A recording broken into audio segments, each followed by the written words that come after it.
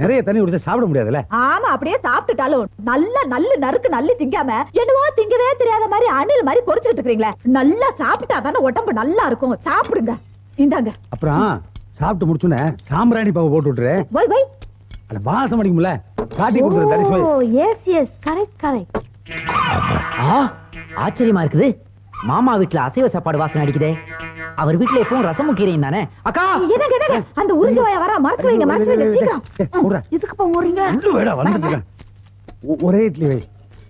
ஒரே இட்லி. கொஞ்சமா சட்னி ஊத்து. Sister, hi luggage, hi package, hi wastage. யா போடா ட்ரைனேஜ். என்ன மார்னிங் டிஃபன் அடிக்கிறீங்களா? இத பார்த்தா மத்தியானம் சாப்பாடு மாதிரி தெரியுது உனக்கு? அதுக்கு இல்ல பங்காளி, இந்த இலை சைஸையும் உங்க சன்னு சைஸையும் வச்சு பாக்கும்போது இட்லி சைஸ் கம்மியா தெரியுதே. அதுக்காக ஃபேமிலியோட டயர்ட்ல குழந்தை சாப்பிடும்போது அப்படி இல்ல கண்ணு வைக்காதீங்க.